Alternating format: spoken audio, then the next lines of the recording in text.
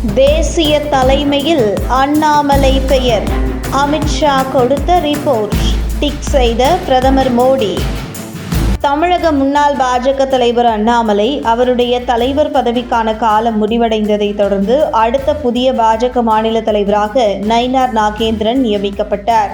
புதிய மாநில தலைவரை அறிவித்த மத்திய உள்துறை அமைச்சர் அமித்ஷா, முன்னாள் மாநில தலைவர் அண்ணாமலைக்கு தகுந்த அங்கீகாரத்தை பாஜக தேசிய தலைமை கொடுக்கும் என்று அமித்ஷா வெளிப்படையாகவே உறுதியளித்திருந்தார். இந்த நிலையில் அண்ணாமலைக்கு அடுத்து பாஜக தேசிய தலைமை என்ன பதவி கொடுக்க இருக்கிறது என்று பரபரப்பாக பேசப்பட்டு வந்த நிலையில், சமீபத்தில் பாஜக நிர்வாகிகள் சந்திப்பு கூட்டத்தில் கலந்து கொண்ட மத்திய உள்துறை அமைச்சர் அமித்ஷா நிகழ்வில் அண்ணாமலை என்ட்ரி கொடுத்த போதும் அவர் பேசிய போதும், குறிப்பாக மத்திய உள்துறை அமைச்சர் அமித்ஷா அண்ணாமலை பெயரை உச்சரித்த போது நிர்வாகிகள் கரகோஷம் எழுப்பி உற்சாகம் செய்ததை சில நிமிடம் அமித்ஷா உற்று நோக்கி பார்த்து புன்னகைத்து அடுத்து தன்னுடைய உரையை தொடங்கினார். இந்த நிலையில் அண்ணாமலைக்கு தமிழகத்தில் இருக்கும் இந்த வரவேற்பை டெல்லி தலைமை எப்படி எடுத்துக்கொள்கிறது என்பது குறித்து டெல்லி வட்டாரத்தில் விசாரித்ததில் பல தகவல்கள் வெளியாகியிருக்கிறது.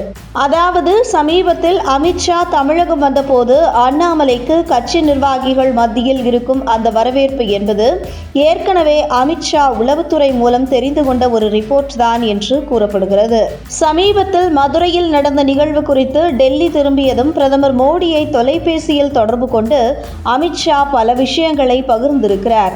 அதில் அண்ணாமலைக்கு இருக்கும் வரவேற்பையும் தெரிவித்திருக்கிறார். இந்த நிலையில் டெல்லி பாஜக தலைமை தமிழகத்தின் பாஜகவின் அடுத்த கட்ட நடவடிக்கைக்கு உங்களுடைய கருத்து என்ன என்பதை அண்ணாமலையிடம் கடிதம் மூலம் கேட்டு பெற்றிருக்கிறது. இந்த கடிதம் மத்திய உள்துறை அமைச்சர் அமித்ஷா பிரதமர் மோடி கவனத்திற்கும் சென்றிருக்கிறது.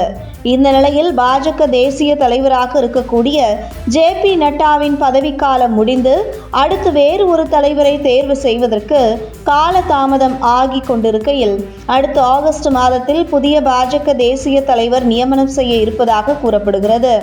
அதே நேரத்தில் இன்னும் பாஜக தேசிய தலைவர் யார் என்ற அறிவிப்பு மட்டும்தான் வெளிவரவில்லை.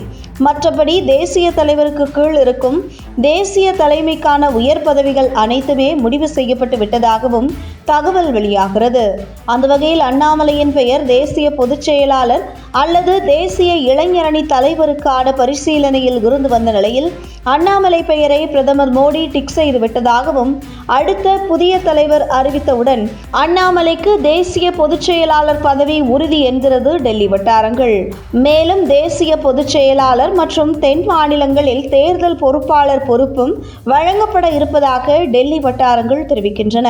அந்த வகையில் தமிழகத்தில் மட்டுமில்லை, தேசிய அளவில் அண்ணாமலையின் பங்கு மிகப்பெரிய அளவில் இனி இருக்கும் என்றும், மேலும் பாஜக தேசிய தலைமை அண்ணாமலையை நன்கு பயன்படுத்திக் கொள்ளவே விரும்புகிறது. எந்த வகையிலும் அண்ணாமலையை தேசிய தலைமை மிஸ் செய்யாது என்கிறது டெல்லி வட்டாரங்கள்.